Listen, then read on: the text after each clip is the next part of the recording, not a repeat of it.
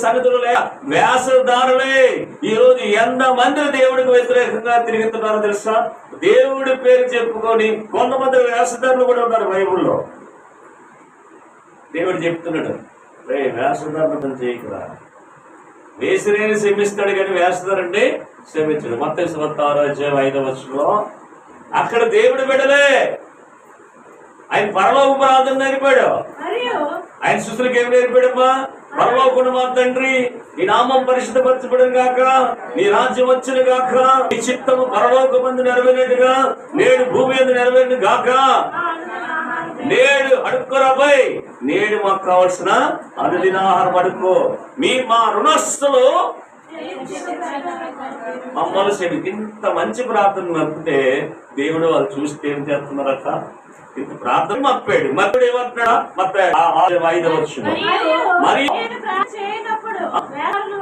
5 సార్లు పనిచేయడం వేరే, 10 నెలలు పని చేసింది వేసదే, అది ప్రార్థన చేసింది కూడా వేసదే. వేసద ఎప్పుడు కూడా సమయం ఎక్కువ ఇవ్వడం. దేవుడితో నువ్వు మాట్లాడే సమయము, దేవుడితో నువ్వు నిలిచిన సమయం ఎంత ఇవ్వాలో తెలుసా? ఇంచుమించు నువ్వు ఎవరితో సంభాషించో తెలుసా? శక్తి నువ్వు మాట్లాడాలంటే ఇంచుమించు మోకరించి ఎంతంట మప్పే దేవుడు చూసినప్పుడు ఎలా ఉందంటే వాళ్ళు ఎలాగున్నారు? ఇప్పుడు నిల్చొని ఉన్నవాళ్ళ నిల్చొని లేదా?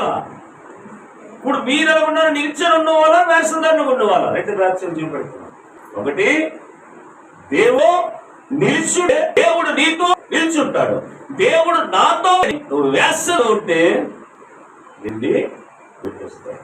ఇప్పుడు వేరవా దేవుడితో ఉన్నాడు నిల్చున్నాడు. రెండు అదృశ్యం. వేసంలో ఉన్నాకుండా దేవుడితో మాత్రం.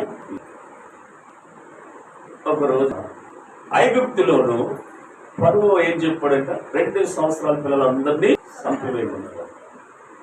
ఆ సందర్భం ఎదురైనప్పుడు పాపం మోషే తల్లి మోషేని ముందు కదా అక్క కదా, అయితే ప్రమాదం పొంచున్నదని ఏం చేసిందట?